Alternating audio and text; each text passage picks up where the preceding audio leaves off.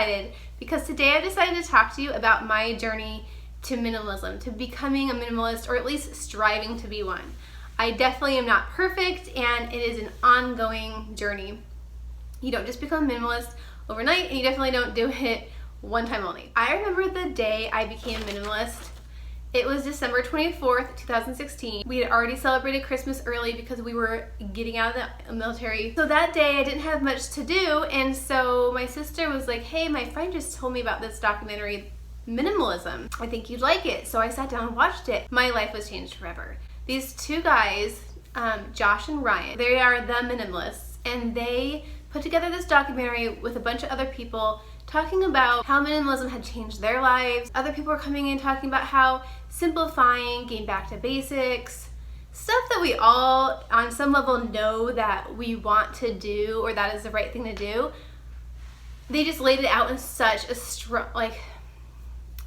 life-changing way, and I was hooked, which is really funny because, again, my stuff was about to get packed. I didn't have time to go through and kind of purge my possessions. It was too late. The movers were coming in like 3 days. So there I was living with my in-laws, and suddenly a couple weeks turned into a much longer time period, but I was still very much into this idea of minimalism. So I didn't really have, stuff to minimize in terms of anything other than clothing. And that's how I discovered the Daily Connoisseur. Life-changing, again, on a very different level.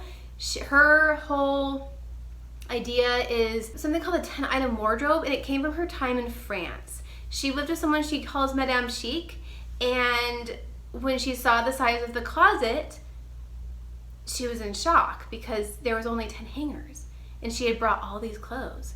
Well, ultimately, it led her to this point where she ultimately decided to have fewer items that were nicer and her favorite things, and to just rotate them, because in France, women weren't so particular about having a different item for even, a week. Like, you could wear the same item twice a week. I mean, and how, in my opinion, that's really liberating. There is also the Minimalist, Josh and Ryan. They have a podcast, and I listened to it voraciously until I could literally probably regurgitate back their typical answers to almost any question.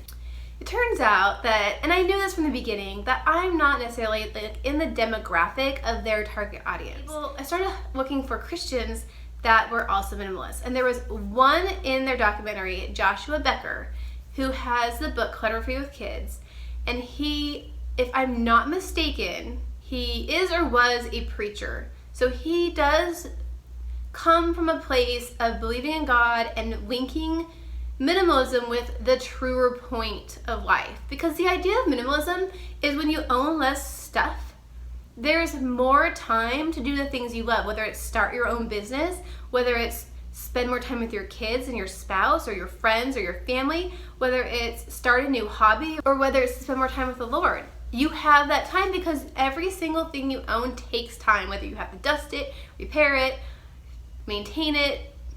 It all takes effort and time away from you doing something that's going to further your goals in life. So I found Joshua Becker, and then I found the book Not of This World, The Catholic Guides to Minimalism. And I've talked about this before in my my favorite books video, so I will link that up above in the card. She also goes through why all Catholics should be minimalists and where that comes from. It's a very good book. I highly suggest checking it out. I'm still not there yet. I know the garage has some things that I've been waiting for the weather to warm up to where we can start again purging. Minimalism is not a one time and you're done. It's a constant assessing. It's a constant purging. This is Leo. Say hi, Leo. This is our little kitty. He's 9 weeks old, and he's a handful because he's so little. I think striving to teach yourself how to live with less just is important, and you realize when you live with less that you don't need as much as you need. And honestly, this video has been motivating me to go purge something because I still feel like our house is too much. So it is different than KonMari, and I've used both systems. And I think that minimalism answers my why that KonMari doesn't necessarily answer.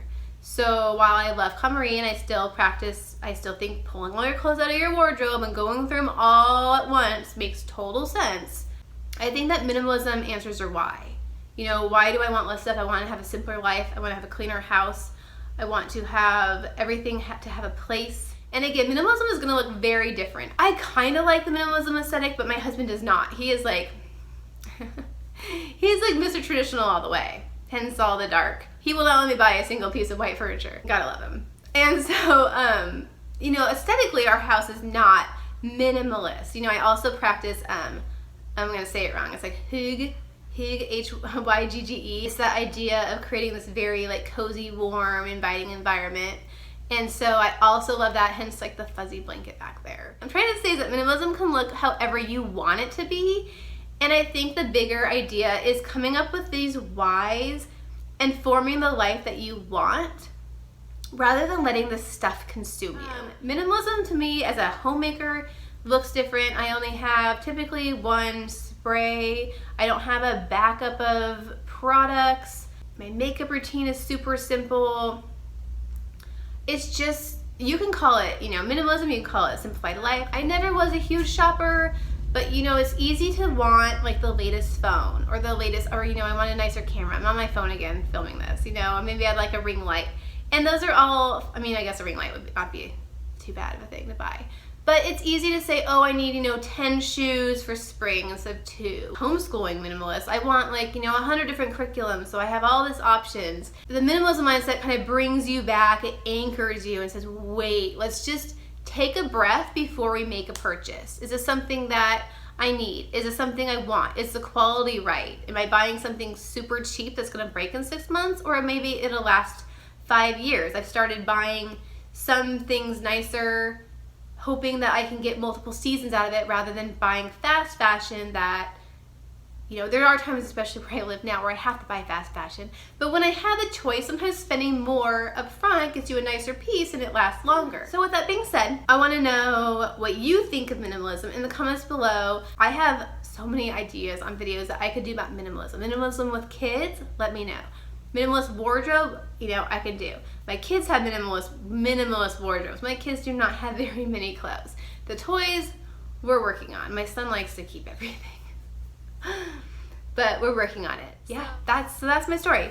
And I hope that it inspires somebody, at least if one person watches the documentary and their life has changed because of this, I have done my job. I have shared that documentary so many times on Facebook, but I think people block me. So. Alright guys, so that was it. Please remember to subscribe if you like what I'm doing here. Give this video a thumbs up if you like minimalism or learned something new from this video. And I just want to say I really appreciate you being here with me. I've been doing this just for a couple weeks and I am just so thankful for the support I've already gotten from people that I don't know. And I'm really excited to see where this channel will go in the future. I'm not doing this for me, I'm doing it for you. I like to share, and this is just a really fun way to share.